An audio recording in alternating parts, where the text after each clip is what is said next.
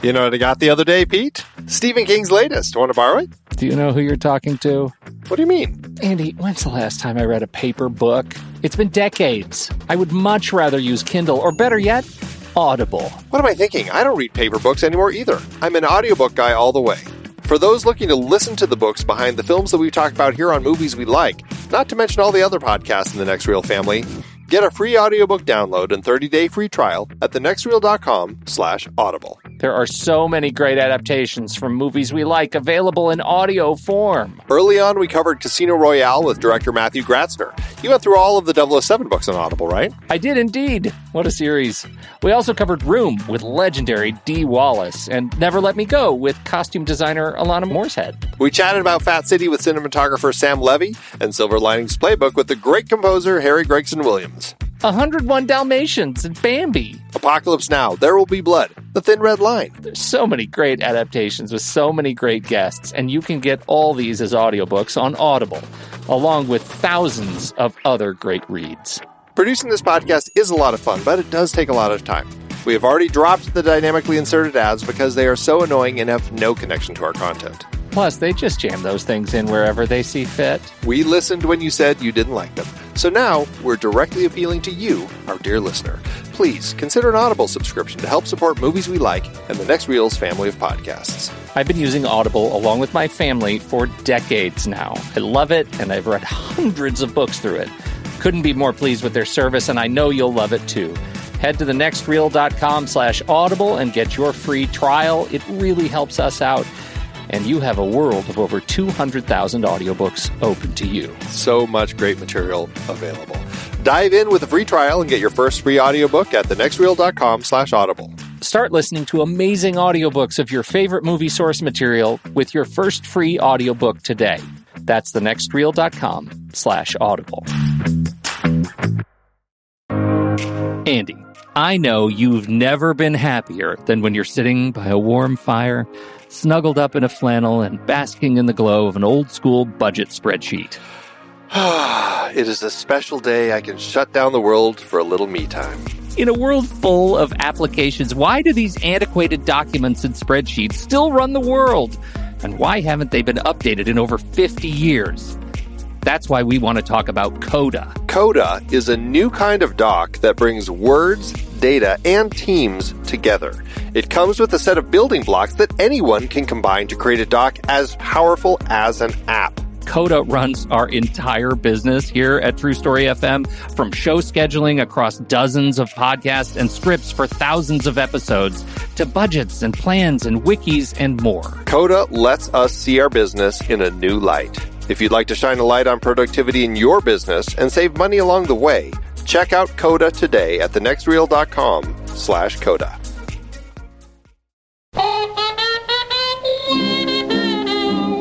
Hello, and good evening to you, worthy friends. Welcome to the Next Reel's Speakeasy from rashpixel.fm. I'm Andy Nelson, and that over there is Pete Wright. It is Pete Wright. The Next Reel's Speakeasy is a new show we'll be bringing to you each month, in which we invite industry guests to join us, and instead of serving up their favorite cocktails, they'll serve up movies that they love. We'd like to welcome our guest to this week's show, actor Abraham Benrubi. Abe has been in TV shows like ER, The Bridge, Robot Chicken, Men in Trees, Parker Lewis Can't Lose, one of my favorites, and Amazon's Bosch as Rodney Belk, as well as movies like Little Boy, Big Hero 6, Open Range, U-Turn, Twister, The Man Who Wasn't There, and of course, the movie on which we met, Ambush at Dark Canyon. He's played characters as diverse as Fidel Castro, Santa Claus, and Darth Vader. There's a trio for you. And he's starring in the upcoming film The Finest Hours with Chris Pine, Ben Foster, and Casey Affleck. Avid gamer, comic book collector, amateur photographer, music lover, man on the warpath, Abraham Benrubi.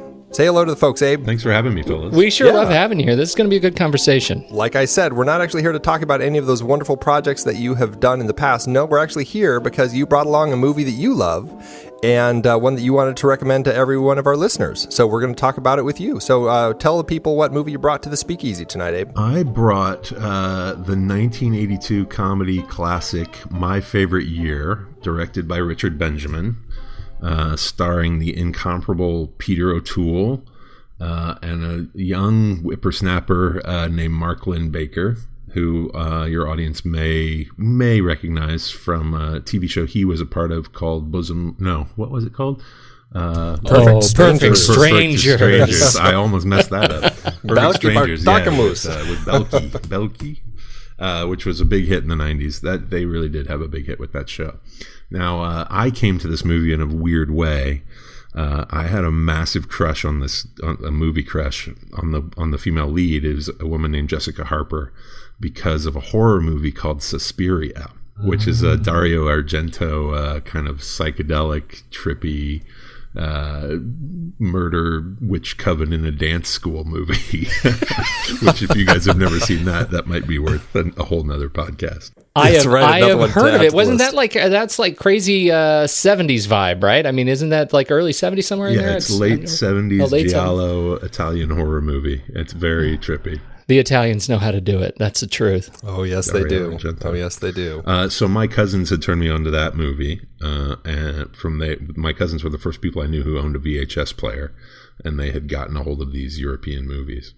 And so we all had a crush on this woman. And then we were looking her up. They used to have massive books in the video rental stores with all the actors' names. And we were looking her up, and we saw that she was in this other movie, My Favorite Year, which is a whole nother world. But I also love Peter O'Toole, of course. And for me, I mean, Lawrence of Arabia is one of the great movies ever made, and that's one of the great performances. And I think Peter O'Toole in this film is extraordinary. He has so many bits.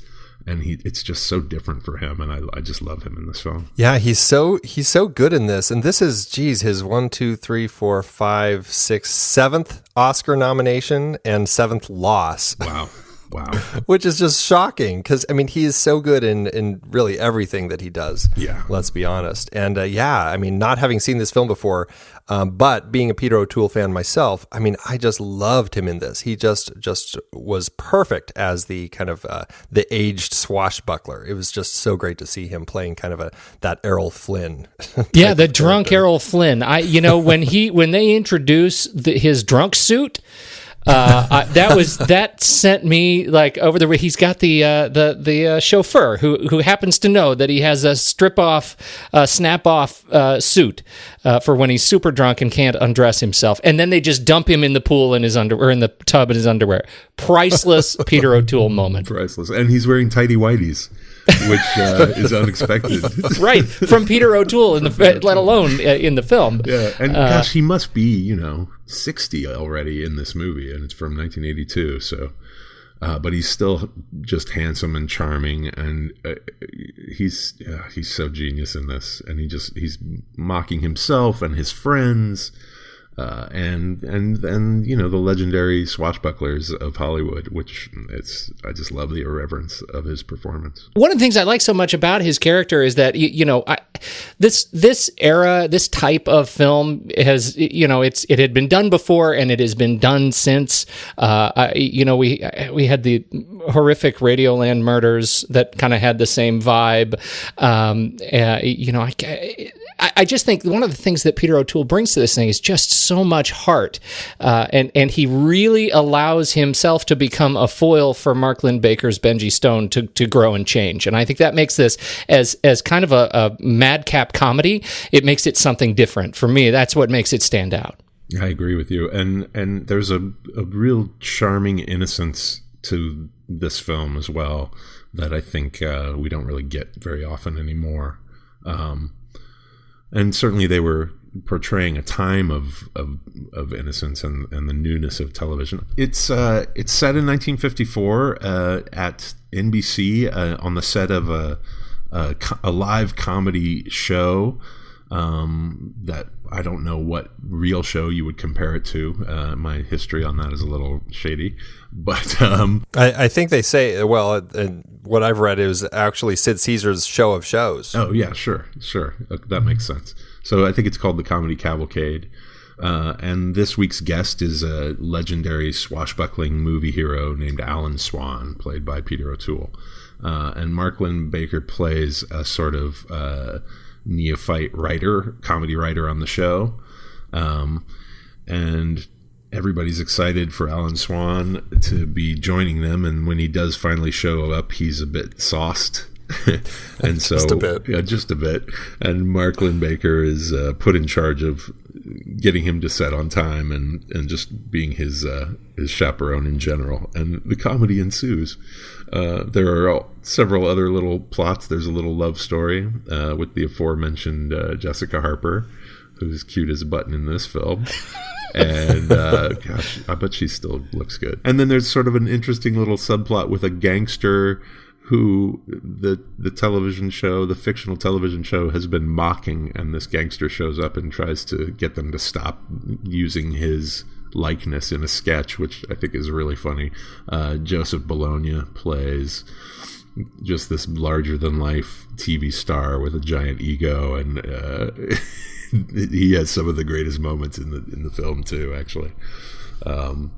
But that's the gist, and then you come to find out that Peter O'Toole's character, Alan Swan, is not all he seems to be, and there's more than what you see on the surface. And he's got a young daughter, and is a bit estranged from her, and there's some really heart-jerking moments in relation to that story as well. So it's nice. It's really well-crafted film, writing-wise.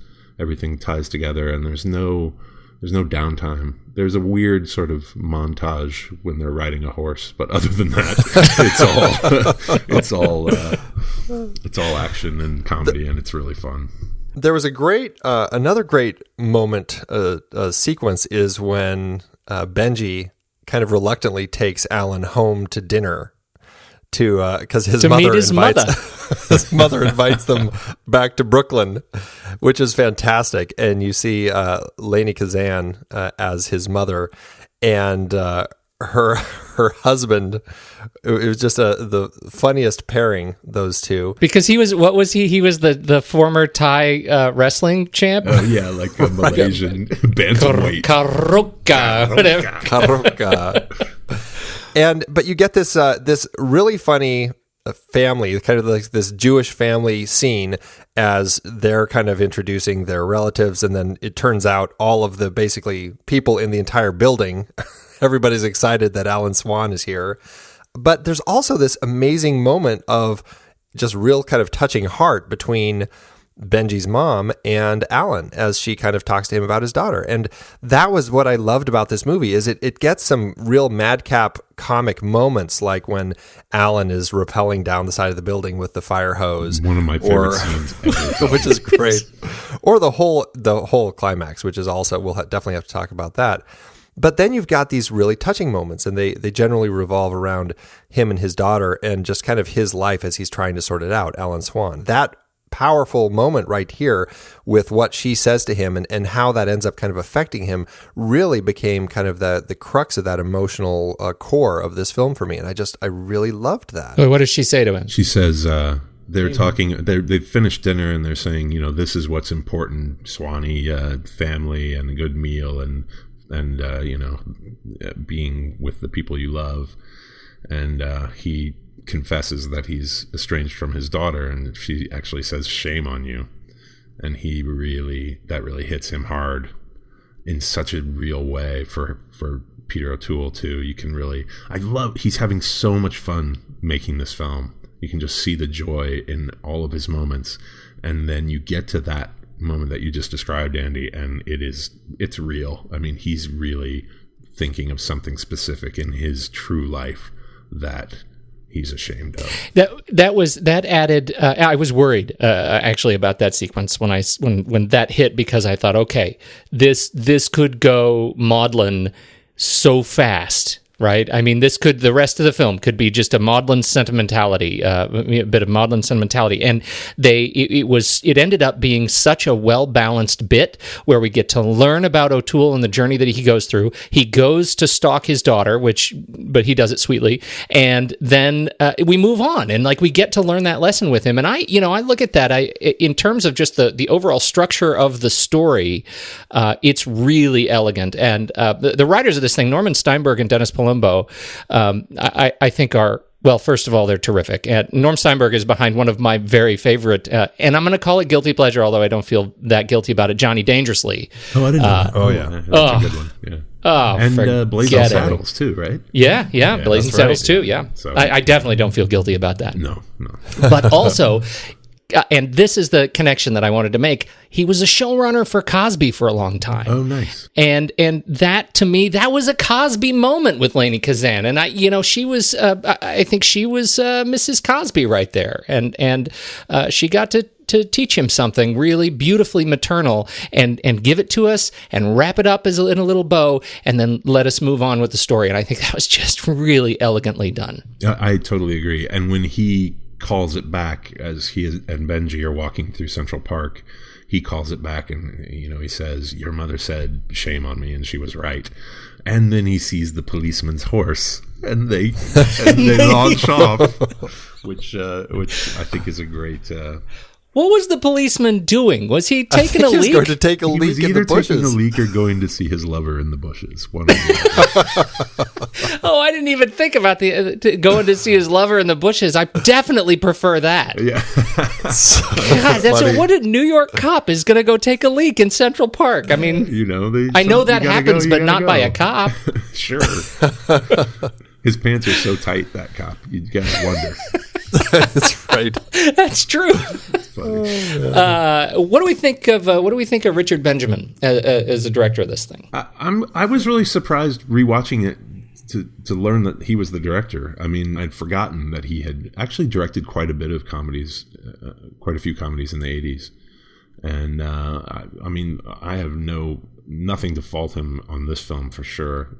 I just, you don't even notice the direction, which I think is a wonderful quality. He was in Westworld and Catch-22 and Sunshine Boys, Deconstructing Harry. What else did he direct? I know there's some other movie that I love of his, right? Like, I see. Oh, yeah. Mermaids. Money Pit.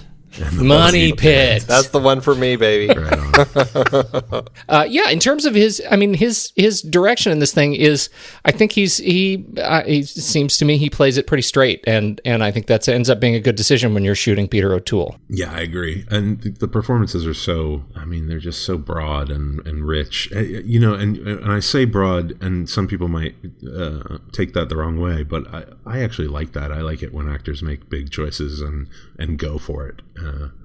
It doesn't always have to be just breathing through your teeth and whispering.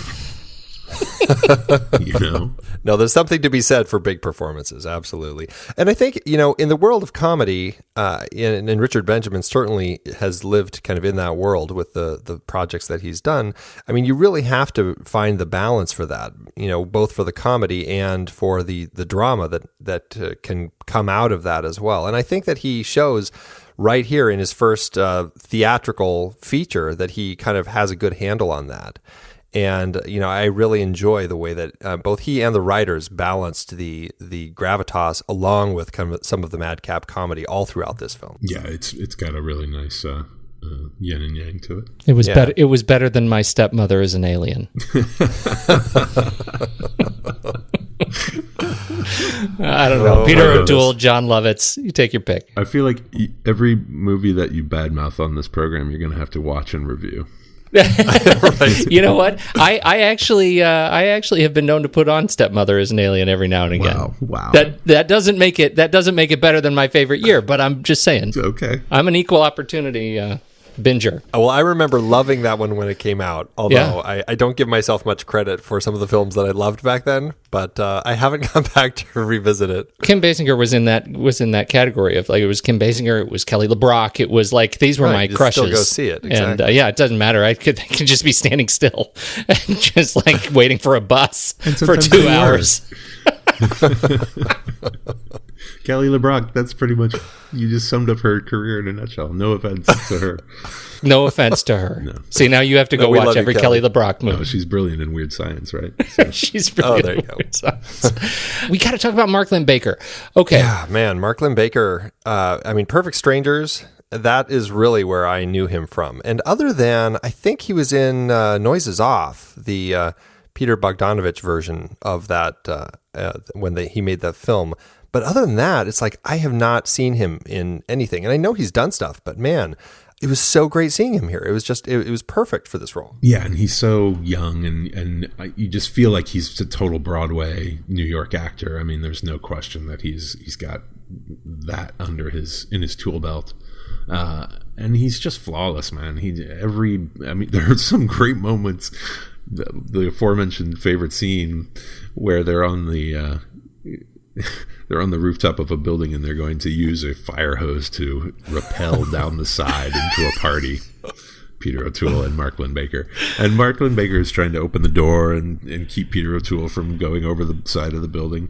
And he does these sort of like, he'll run out towards the camera, like take 3 big steps and deliver his line and then go back to the door. And I think that's such a Broadway move, and it works really well in that scene. It is a total Broadway move. That's so funny that you say it's very cartoony. Like that's the only place where the thing becomes kind of a lampoon of itself. And that's exactly what he did in Perfect Strangers too, which is why there were 150 episodes of that show. But you're right. Like, this is one of those roles that really kind of cemented who this guy was, I think, as an actor. And I wonder if it didn't hurt the variety of roles that he ended up getting. It seems like it could have done, especially at that time. Yeah. When there were, isn't this, 1982, isn't this the same year as Blade Runner, right? It's like, yeah, right. After we had that, it was a lot changed. Exactly right. Yeah. It's just so much TV until he really gets locked into Perfect Strangers. And since then, it's been some one-off. He did Twins, couple episode of Law and Order. It's too bad we don't see more of him because he's charmingly, surprisingly talented in this film. I found myself really just kind of mesmerized by his charisma on screen. I think it's interesting that Richard Benjamin actually brought him back for the TV movie version of Laughter on the 23rd Floor, which was another project that some of these writers that worked for Sid Caesar on his show actually wrote. This one was by Neil Simon, that he wrote kind of about writers writing for a show like that. And so this was done in 2001, and Mark Linn-Baker was in that one as well. So that ends up being an interesting kind of segue. You bring up Neil Simon. I was really surprised at I had no idea the sort of connective tissue between this and Show of Shows. And I loosely had the reference that King Kaiser was Sid Caesar, but that there are these really direct connections between the role that obviously Errol Flynn was being sent up by Peter O'Toole, that Benji Stone's character is an amalgamation of Mel Brooks and Woody Allen, who both had written for Show of Shows, and that Herb, the silent writer who whispers to everybody, was actually Neil Simon. He was the Neil Simon in that role, and he chose to, according to Carl Reiner, he said even Simon used to whisper to everybody because he didn't like to shout over the screams in the writers' room. It's too loud for him. Yeah, that's great. Yeah, it ends up being a really interesting. It's a much more interesting film to me to know to kind of read up on a little bit of the history of how it came to be, because I feel like I have a much more personal relationship with those people. Yeah, that's cool. I didn't know that, and never even would have thought to research it. So I'm glad you did. And Selma Diamond, who is one of those actresses who I totally recognized, but I just I couldn't figure out from where until I looked at her. She was in Night Court. She played the costumer here. Yeah, she's the costumer. Remember? She was one of the bailiffs with Bull. Yeah, right, exactly. She also was one of the writers for Show of Shows. Oh, no kidding. Oh, that's fantastic. It's all through the DNA of this film. I had no idea. Exactly. Yeah, that voice, that is exactly. The voice. That's another great, that's one of the great lines in the movie. Peter O'Toole finds himself in the women's restroom, and she comes out of the stall, and what does she say to him? She says, "This is for ladies only." And you just hear a zipper going down, and he says, "So's this, Mom, but occasionally I've got to run some water through it." And then cut to the hot dog. The hot dog. Exactly. Getting slathered with mustard. Oh, that's good. That's really 80s good. comedy right there, buddy. Oh, man, it's all over it. You got to talk about Joe Bologna. He's just ridiculous in this. Joseph Bologna, I should say. I don't know. Bologna. It was Joseph who played King Kaiser. King Kaiser, right, yep. And he's so in charge and alpha throughout, and then it gets to show day, and he's like, he's got the wrong script, and he's in the wrong wardrobe, and he's freaking out, and he's having a panic attack. It's really funny. Well, that was the funniest part, because he, it starts with him having the light drop and almost kill him, right? The light falls on the stage as he takes a step 2 feet to the right, and suddenly he's I guess it's kind of the cascade of what you think is a unique experience of bad luck. Until you start to see that he's just a mess, and people refer to him being a mess every single week. He's always in the wrong outfit. He is for being a guy. You're right, man. For being a guy who's totally in control the entire time, it's really cool to see him fall apart. Yeah. And he falls apart so well. The other thing that I want to bring up, we talk about the structure of the script, and I think that one of the things that was really cool about this is that he is anchor around this. It's not only a mob story, but a labor dispute, right? I mean, it's the guy he's sending up is this union, this labor leader, right. And they have a sequence. They kickstart this particular storyline with a sequence in the office about that is about I'm a guy who removes things, right? And he sees this labor leader comes to meet him, and he starts taking things out of the office and saying, "See, I remove things." He throws them out. He throws a poster out a window and says, "I feel so much better." And what's so great about Bologna's performance here is that he really has such incredible confidence in this wildly impossible scenario. Like, what is it that gives him so much confidence to stand up to a mobster and then completely fall apart when he has to actually do his job? It reminds me of that great Seinfeld episode where Jerry was dating that girl who she was a crier. And she dropped a hot dog on the floor. She's in tears. She's bawling because the hot dog's dirty. And then somebody calls and says, "Your grandmother died." She's like, "Oh, well, I guess it was time." And she goes on about her business. That's kind of what it reminded me of. This guy who's supposed to be so confident ends up just dominating a mobster, right. And then falls apart when it's time to do his job. He was awesome. Although it's great that once the mobsters thugs came in at the end to kind of take him down, that is almost like the thing that gave him back his confidence. Take it on, as he just kind of starts taking those guys out on the stage, which was great. Yeah, it was a funny twist, right? It almost felt like this was the lesson we're learning about his character, is that maybe he was in the wrong field. Yeah, that's a good point.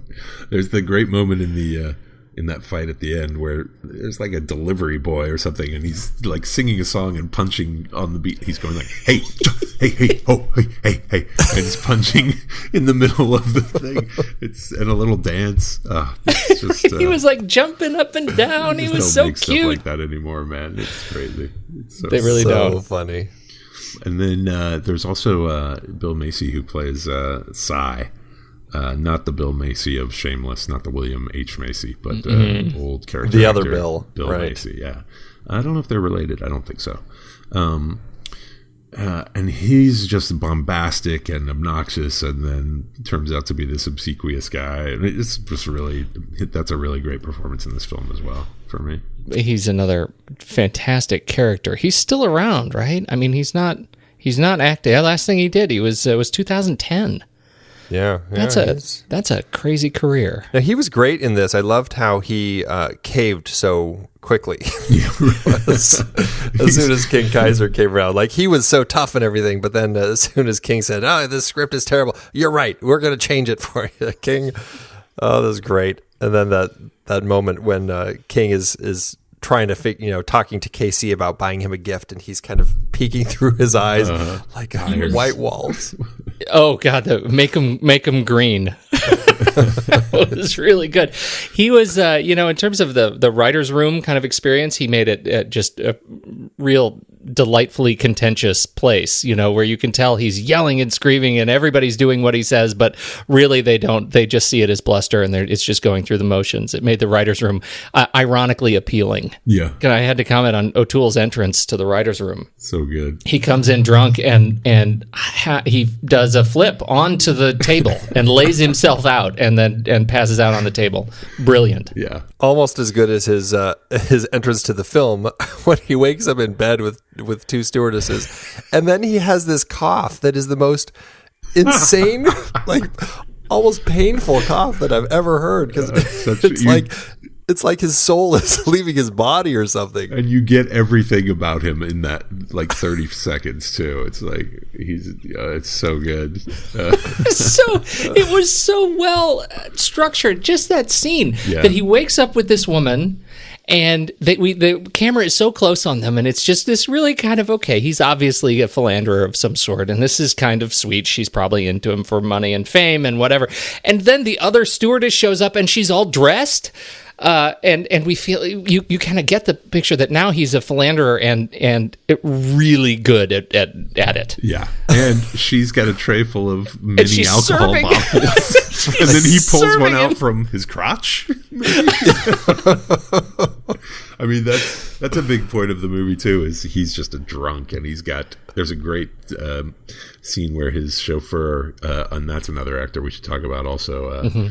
But there's a great scene where his chauffeur is searching his coat, his top coat, for the last bottle, the hidden stash of booze. And there's like all these pockets inside the coat, and he rattles it, and you hear the liquid, and that's how he discovers it. And I just thought that was really smart. And the pocket he pulls it out of is like a pocket that if you were wearing the jacket, it would be kind of on your butt, like the small of your back in a long cashmere coat. Exactly. I want That's that coat. Class. No kidding. Right, secret pockets everywhere. The chauffeur. Yeah, Tony yeah. Di Benedetto. Yeah, what's his deal? Oof. Did you guys look him up? He's how much did we talk about him in Splash? I don't think we did at all, but his part was great. He was Tim the doorman in Splash. Oh, He's yeah. the one who, he tells tells her where to go shopping. Oh gosh, yeah, just one of those New York dudes, Totally. Exactly. Back when they made films in New York. He was in. He was Bert the bartender in one of my favorite adaptations, Death Trap, with Michael Caine and Christopher Reeve. I love that movie too. Yeah, that is a great film. Classic. Yeah. Classic Sidney. Yeah, Sidney Lumet, right? Yeah, he's been around. He's got some solid credits. He hasn't done anything since looks like '99. But that was Analyze This, with De Niro and Billy Crystal. He's probably one of those, he's one of those New York dudes who I'm sure used to be hanging out with those guys, right? Yeah. And he just exudes it in this film. Oh, totally. Like, total New he York just dude. owns his thing. Yeah, and his whole setup is it's the relationship with a guy who drives cars that I always want. Like, whenever I come to town, this guy drops everything and brings me a car and just drives me around. That's a classic relationship. Well, you just got to be a movie star. You can work that out. They don't do that for podcasters. Not yet. Okay, hey, it's still new. There. It's still new. Yeah, the technology's growing. Soon. Yeah, right. Soon. So funny. So funny. I love George Wyner. He's in this as Roadcheck's the mob boss's assistant or his lawyer when he brings him to the meeting. He's just one of those faces that you like. I remember him from Spaceballs as Dark Helmet's right hand man. That's like for me that's where I remember him from. But he's got 180 credits, so he's definitely a busy man. Yeah, I mean, you're talking about all these, just what we were saying about the connection of those New York guys from the 70s, probably from the early 70s right up through the 90s. Well, the quintessential Odd Couple, 1971, his first credited role here. I mean, you said it. There you go. I have a great friend, Jeff Golden, who I used to stay at his place in New York when I was there, and he had a television, but he didn't have cable or anything, so it was the coat hanger antenna. And basically the only show he could get was The Odd Couple, because in New York at that time, in the 90s, they would literally show The Odd Couple 24 hours a day. You could always find it on one channel or another. And he had a theory that the quintessential New York television show was The Odd Couple, and the quintessential Los Angeles television show was Three's Company. which I think is pretty right on the money. That's right. It's a sad testament, but it's really, really true. If you think about the apartment in Three's Company, it's just so like ghetto, bad Santa Monica stucco, and it's funny.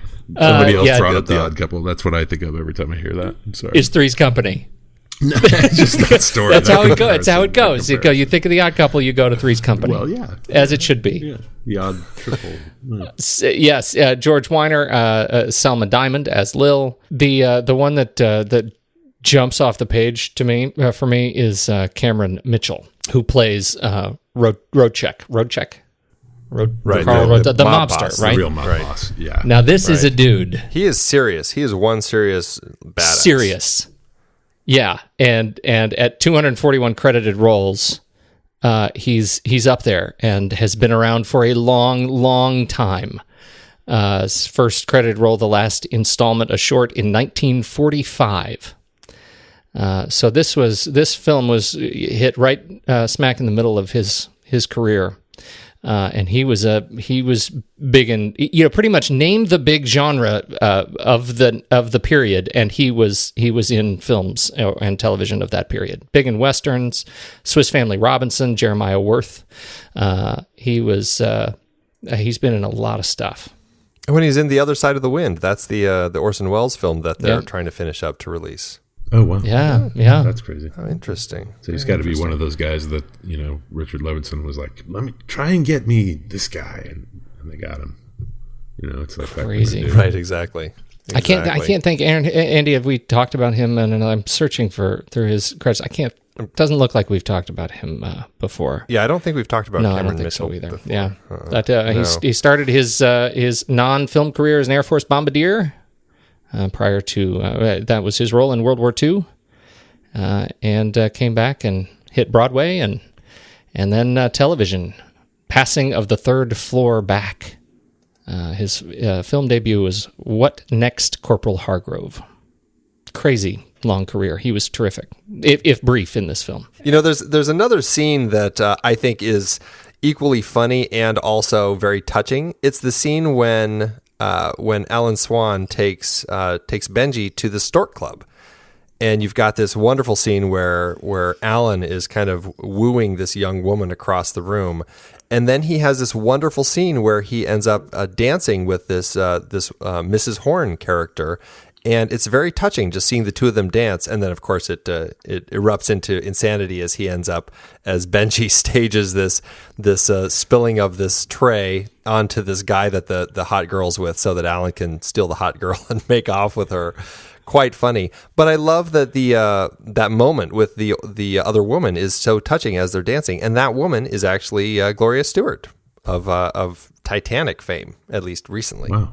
Whoa! That's interesting. Whoa! Yeah, Gloria Stewart, threw the jewels off the ship. That's her. Yeah, from The Invisible Man. Yeah, right. Wow! Here she is. That's a connection. As the lady dancing with him. Yep. That's crazy. I didn't make that at all. I saw her and I'm like, gosh, she's so familiar to me, but I couldn't figure out why. And then I was kind of digging through the credits and I turned her up. Gloria Stewart. There she is. And she doesn't, I don't think she speaks even in the film. That's amazing, but it is a great moment. The whole restaurant stops to watch them dance and it's very elegant and romantic.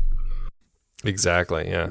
I wasn't paying as much attention to credits when Titanic came out, but somebody told me it had the nerve, and I had the nerve not to check, to tell me that, oh no, she was just found. Somebody made up a story. She's got a ton of credits. She's been around forever.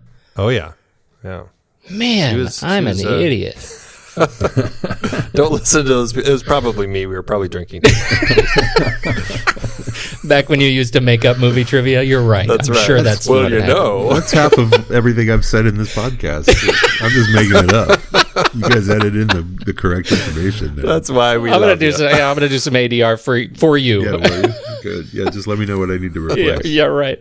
I did want to talk about Ralph Burns, the music. Yeah. Oh, okay. Yeah. Well, I don't want to talk much about it. I just want to say it's terrific. And one of the things that I like so much about Ralph Burns, he and what I think works so well. First of all, it's great period music. I think he does a great job just sort of capturing the experience inside the frenetic kind of palace of 30 Rock. But he also it's got a lot of a Broadway kind of feel to it. You know, you talk about Mark Linn-Baker and his Broadway movements. Well, the music just really celebrates that sort of Broadway, the Broadway waves of sound that kind of come over you. And I thought it just it really worked very, very well to tie the whole picture together. I like that too, and that made me think of something else I would talk about, which is there are some clips from the Alan Swan movies that are shown, and I think that those are really well made and really clever. And there's actually a great scene between Mark Linn-Baker and Jessica Harper where he's been pursuing her for a date for half the movie, and he finally gets her to agree to dinner and a movie, and he orders like a mountain of Chinese food. They have like 85 containers of Chinese food on the table, and then he's showing her clips from the Alan Swan movies, and he's doing the dialogue over the film, and she's shushing him. And it's really, those little tiny little bits of the Alan Swan classic films are also really well made, and I really like that element of it. There was one in particular that totally stuck out to me, and I don't know which one it was, but he had just fought a bunch of people on the stairway, the stone stairway, and the camera is high up, trucked high up, and then he walks kind of up to this woman so far back on the stage, and the camera takes this long, crushing long zoom into them, and it's long enough and sweet enough that when our camera pulls out, and we realize we're behind Mark Linn-Baker and her Jessica as they're now in the writer's room, and she says, "I guess this is the kissing part." Yeah. It's like it's not too much. No, it's not too much. I'm like, I'll buy that. Yeah, that's sweet. Right. I want to be in the kissing part. Yeah, you do. At you that do. Moment, you want to be in the kissing part. And she's cute, man. I'm telling you. Yeah. Suspiria. Yeah. It's a good one. No, I believe it. It's next on the list. We're going to do a series for her. Pennies from Heaven, this, and Suspiria. I think it'll make a good little trilogy. That is a good. She's in Pennies from Heaven? Yeah. With Steve Martin? Steve Martin. Is. Oh, man. I got to watch that. Right. Wait, and then she turns up in Minority Report. Sure. Oh, wow. So she's still cracking away at it a little bit. That's what I'm saying. Right. She's out there for me somewhere. She is. She doesn't know. Oh, she's in the Blue Iguana. I have a bunch of friends in that. I have to grill them. See if any of them have their number. Tell me more. Okay. Oh, gosh, I'm connected.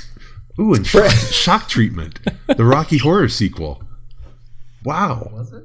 Yeah. Oh, that's right. I mean, it's barely a sequel, but it's made by the same guy, whose name is Richard O'Brien. Yeah, right. Yeah. Do they act it out? Is it the kind of thing that can you go do a shock treatment kind of event? She plays Janet. I think they tried to do like a Rocky Horror style thing with shock treatment. I never witnessed it, but I would bet that was part of the appeal. There was one night when we had, so at midnight they'd show Rocky Horror, and then for the really late night crowd they'd have another one from 2 to 4. And that's how I saw El Topo, which is a Alejandro Jodorowsky movie. If you guys are unfamiliar. Oh, I've heard of that one, but I haven't seen it. Yeah. Well, that's a crazy psychedelic Western that at least for me made me never want to watch John Wayne or Clint Eastwood ever again. Really? Oh, really? I just want to watch the weird ones. Well, because this was because you were 7. When you would have seen it? Because when were you born? Like you were. I was born in 1969, and so I would have seen Rocky Horror probably like 85 or 86. So it would have been right around there. Yeah. That's about the same. I can't. I'm actually surprised I missed this. This was not big in the Colorado Springs drive-in chains. Yeah. No, right? Yeah, I haven't. No, I think we had some weird, like, drug-addled punk rock dude who was doing the programming at our late-night movie theater. So that's how we wound up with El Topo. And The Devils. I saw a movie there called The Devils, which is the most twisted movie I've ever seen. The Devils. All right. See, look at all these movies I'm writing down. We're gonna have all these lists We're now gonna of do things to watch. Abe series. I've got the weird ones. That's my deal. This is my why. favorite You know year what, Abe? is such a tame movie for my taste. That is the whole thing. I'm looking at the stuff you have done. I'm looking at you at you got Comic-Con interviews of you talking about how you're such you celebrate such geek culture and you're such a fan of Star Wars and Star Trek and all these great things, and so are we. And then you pick this film, which is practically vaudeville. Yeah, it was a surprise. Well, and it's funny because I'm not a huge fan of comedy films, but for some reason, this one I've always just loved. There are a handful for sure, but I just think this is one of the great performances. Peter O'Toole in this film is for me, it's one of the great performances ever committed to film. That's perfect. That is a testimonial that stands head and shoulders above these other cheap write-ups. New York Times, please. Andy, I know this is a little bit of a unique thing, but did you look up how it performed originally? Yeah, this film did well for itself. I couldn't find any information on the budget for this film, so I have no idea what it actually cost. I don't know if you've heard anything, Abe. No idea. Domestically, it ended up making about $20 million. Adjusted, that's about $48.5 million. So it did pretty well for itself. That's about, I don't have the adjusted profit per finished minute because we don't have that, but it still did well for itself. It opened at number 3 behind Officer and a Gentleman and E.T. Oh, wow. Sure. Right? That's a big year. That's competition. Yeah. Yes, it is. Yeah, that's All tough. Right. Well, I think we should try. I think we should try and rank it, Andy. Let's give it a try. All right. So we're going to head over to flickchart.com/thenextreel, and we're going to do this. We're going to do a little 3-way. This actually will be really good because we have a tiebreaker. You go to flickchart.com/thenextreel and you log in. You make sure you have an account. You log in and just start with our golden ticket list. Start at the top and start ranking them. And let's see if your top films line up with our top films. Let's do it. Okay, first up, we have My Favorite Year, or Oh Brother, Where Art Thou? Oh, man. Come on. Really? I got to go there? Nobody said this was easy. Yeah, we do. Sometimes we call these a flick chart hate crime. Hey, Clooney might be listening, and I have to pick between My Favorite Year, between Peter O'Toole and George Clooney. It's like, I think Clooney would pick O'Toole. Come on. The guy's got class. He might, but that is, Oh Brother is one of the Coen brothers' best. So, gosh. I will say this. I've watched My Favorite Year many, many times, and I've only watched Oh Brother twice. Well, that's very telling. So is that a vote? Or are you dogging the question? Gosh, I thought this was going to be a lot easier. I love My Favorite Year. I own it. I don't own Oh Brother. I own the Oh Brother soundtrack, so I guess I'm voting for My Favorite Year. All right. Andy? This is tough. I maybe it's just recency, but I really feel like My Favorite Year is the one that I would probably put on. Really? Yeah. I don't know. Oh Brother is so good. Nobody's going to be offended if you pick Oh Brother. This is one of those cases because both of you kind gentlemen have picked My Favorite Year. I get to leave this conversation with a free conscience. I'm picking Oh Brother, but I feel like it doesn't matter. No, nobody's faulting you. There's no judgment here. It's a safe space. Okay, My Favorite Year, or The Curious Case of Benjamin Button. My Favorite Year. Yeah, I think I'm going to go My Favorite Year on this too. Yeah, me too. That one was easy. Yeah, it was easy. Benjamin Button has some cool effects, but we're Fincher fans around these parts. I like Fincher. I like Fincher too, no question. But now all I can think about with it's a weird thing to think about, but did you see The Secret Life of Walter Mitty, the most recent version? The remake? No. Oh, it was so good. It's actually really good. But there's a really disturbing bit where he's having one of his fantasies and he's imagining himself as a Benjamin Button type of person. And he's so gross. It's horrifying. Really disturbing. He's this little tiny, old baby. You can't go wrong with an aged baby. You really can't. And Stiller nails aged babies. Ooh. Yes, he does. but it is disturbing. Oh, that's funny. Okay, All right, moving what's on next? though. Sorry. My favorite year or National Lampoon's Vacation, Pete. You My know favorite I love year. that one. My favorite My year. favorite year.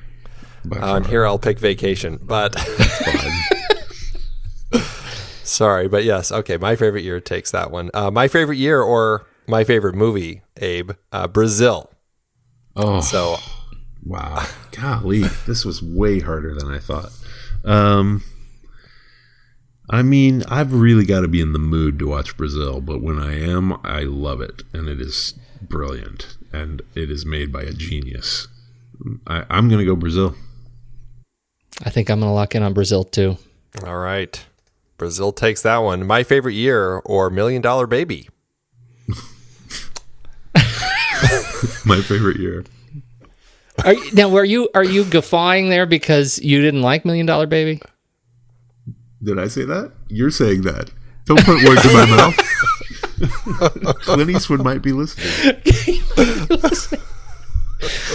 I didn't make it through my $1 Million Baby. Well, that's your problem, man. The best part's the last 5 minutes. Oh, maybe I'll fast forward. You can just go to the end. It'll totally change your tune. I'm still going to be my favorite year. Oh boy, I might be $1 Million Baby on this one, but that's okay. That last My 5 minutes favorite year is really takes- good. All right. It's pretty powerful. My favorite year or Delicatessen. Oh, man. That is This a is tough Delicatessen was one of our top 5 films that we introduced to the show this year. That's a genius film. one. That was the listener's choice, and that Yeah. was a pretty fun film. I mean, I'm going to have to go Delicatessen on that one. Yeah, me too. Yeah. Okay, Delicatessen. Let's see. My favorite year or another Terry Gilliam film, Time Bandits. Time Bandits. That's one of my childhood This faves. is brutal. We're brutalizing I know. the movie, This I is think. tough. This is tough. No, it's good, though, because it's good. My favorite year or Close Encounters of the Third Kind. Oh, man. Come on. Why don't you put it up against, like, fucking... You don't. There's no choice. No, it's random? It's random. Man. All right. It keeps moving. Yeah, once we pick it, that directs it on our list as far as whether it's going up or down. So we've, by beating Oh Brother, Where Art Thou at the beginning, it's kind of fighting its It's way up already toward fighting to the top. top Yeah. film. It's doomed. It's doomed. I mean, Close Encounters is... All you It need is. is the 5 tones, and that alone beats my favorite year. A gentleman does not pick my favorite year in this fight. No. That's right. All right, Close Encounters takes it, and that's it. We are at number 20 out of 216 movies on our flick chart with my favorite That's year. not bad. That is No, not I think bad. that's great. I think absolutely great. That is really great, and I love this. You know what else I've been thinking about over the last hour? We've been talking this film. It feels to me very much like it offers some of the spiritual DNA to one of my other very, very favorite, canceled way too soon TV shows, Studio 60 on the Sunset Strip. I think that's one of Sorkin's very best. People didn't get it, and it has that same sort of vibe that these guys brought to my favorite year, and that same sort of heart. A little bit darker, definitely a modernized kind of picture of it, but I just love it. That whole mystique that they captured of this era is just a fantastic addition. Yeah, it's interesting, actually, that it seems like there have been quite a few shows that you could sort of put into the same category. I mean, you could take the Tina Fey show, and you could almost take the... That was 30 Rock. Yeah, or what's the other Sorkin show? The network news guys. The Newsroom. Newsroom, yeah. Yeah. I mean, it's all... That was definitely wore its politics a little bit more on its sleeve. Yeah, than for sure. Studio 60. For sure. Yeah. But, it's interesting. I think that, that vibe of, or that, I don't know if it's a subgenre, if we could call it that, but, you've got the caretaker taking care of the crazy person sort of subgenre, right? And what I love about this film is it kind of subverts that a little bit, because so often with those films, the crazy celebrity is the one who ends up kind of changing the buttoned up, person who's supposed to be taking care of them, and they're able to kind of let their hair down by the end of it. And this one, what I love is that it's actually the celebrity that it ends up changing and ending up kind of finding that kind of that core for himself again. Yeah, good point. So with that, well, let's, I think we're about done. So let's give it our ratings out of 5 stars. What would you give this one, Abe? I give this one, I'll give it 4.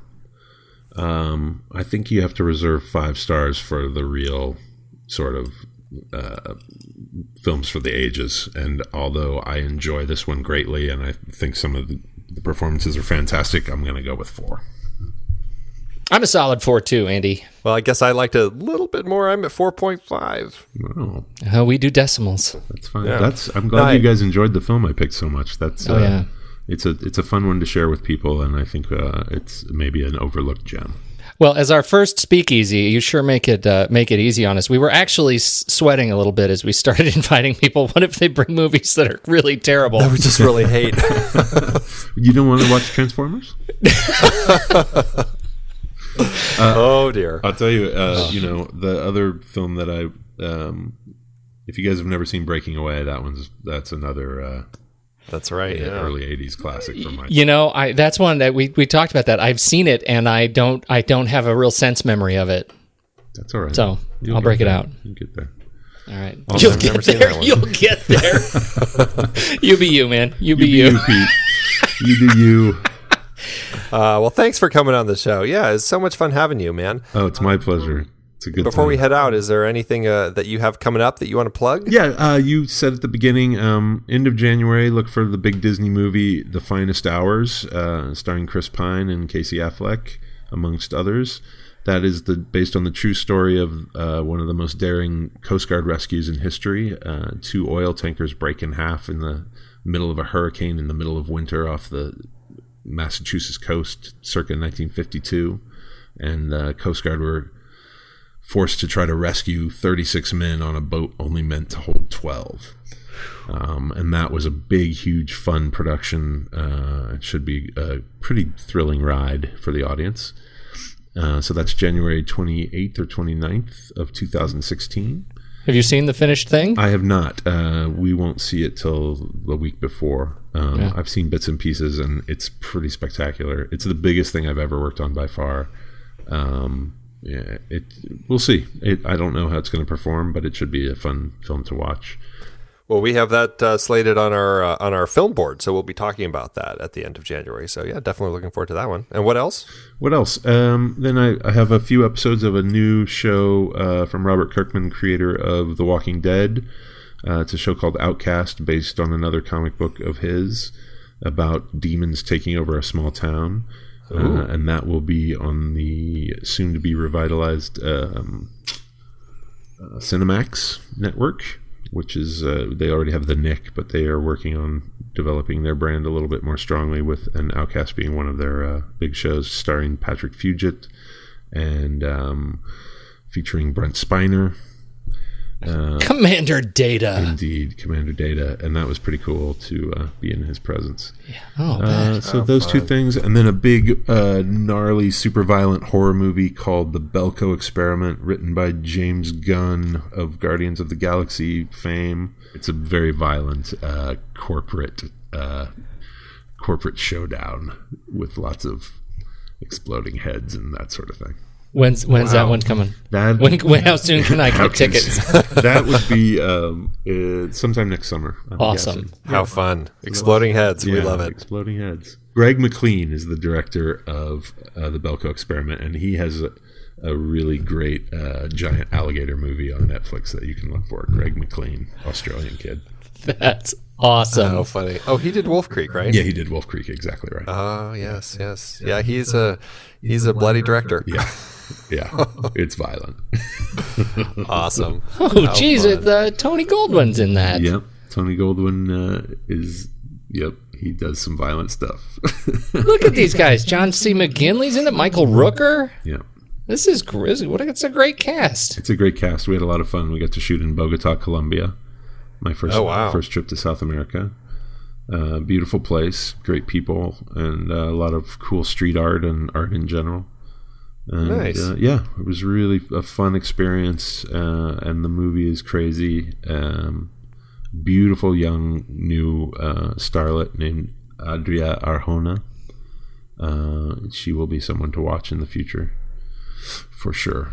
Outstanding. Yeah. Outstanding. Oh, cool. All right, we'll put links to all of those things in the show notes. Where else should people find you directly? You want people to follow you on Twitter or website, anything like that? I'm on the Twitter at Abraham Benrubi. I'm on the Instagram, which you'll just have to do a little searching to find me. Okay. And I'm at I have abrahambenrubi.net if you still bother with actual websites. But Twitter's probably the best way for to find out what I'm up to. Well, thanks so much again for joining us in the Next Reel's Speakeasy, Abe. Glad to have you. My pleasure. Thank you guys for having me. Absolutely. And for those of you out there, we hope you enjoyed the show. If you like what you heard, follow us on Facebook, Twitter, Google+, Instagram, Pinterest, Letterboxd, and Flickchart. Jeez. And, of course, I know so many, right? And don't forget to head on over to iTunes and leave us a rating and comment. It really does help more people find us. Thanks, everybody, for tuning in. And until next time, we got to get back to our meatloaf.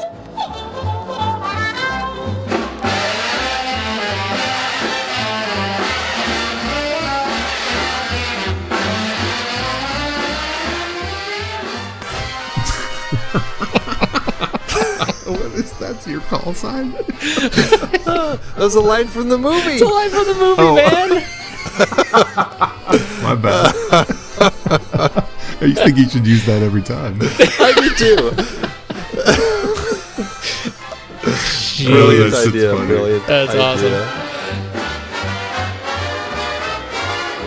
Before we sign off, would you mind doing a quick spot read for us? Hi, this is Abe Benrubi, and you've been listening to the Next Real Speakeasy. Okay. Hi, this is Abraham Benrubi, and you've been listening to the Next Real Speakeasy. Damn, and then come to my house and read me a bedtime story.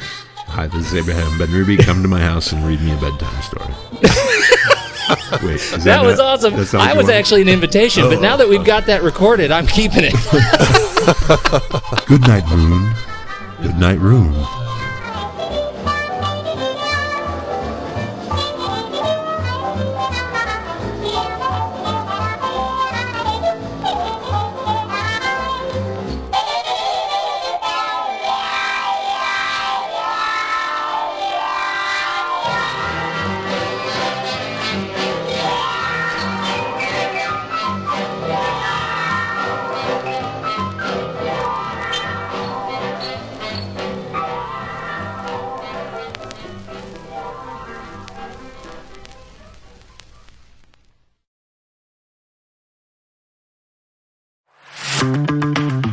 It's hard to believe that we have been having in-depth weekly conversations about movies since 2011. So many great conversations over the years about so many great movies. All that said, producing this show week after week requires a ton of work behind the scenes. Becoming a Next Reel member gives you access to all sorts of additional and exclusive content. Plus, you're helping us keep the lights on.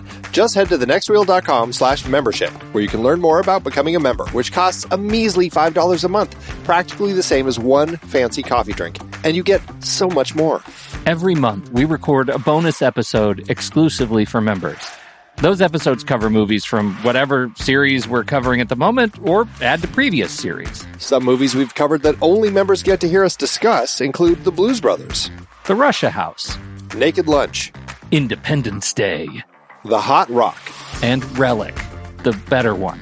Plus, members get to vote on what we're going to discuss for those episodes. We also record additional pre- and post-show content in regular episodes that only members get to hear. Like conversations about similarly themed movies. And answering listener questions from our live member chat. Speaking of our live member chat, we record almost all of our episodes in Discord, where members can chat right along with us live. Members get access to other members-only channels in our Discord community as well. On top of all that, members get all episodes a full week earlier than everyone else in a private Next Reel feed just for them that includes all the shows in the Next Reel family. The Next Reel, the Film Board, movies we like, Sitting in the Dark, and more new projects on the way. To top it all off, members don't have to listen to ads. We've already eliminated those annoying, dynamically inserted ads that, let's face it, we all hated. We are listening to you. We love podcasting for a living, and those ads help to pay the bills. Now, we're counting on you, dear listener. We promise. We aren't going back to those terrible, dynamically inserted ads that don't relate to us at all. All we ask is that you consider supporting the Next Reel family of podcasts with a membership. Again, it's $5 per month or $55 per year. Just head to thenextreel.com/membership. thenextreel.com/membership. Get your access to early, ad-free episodes with bonus content, member bonus episodes, and access to member channels and live streams in Discord by signing up today.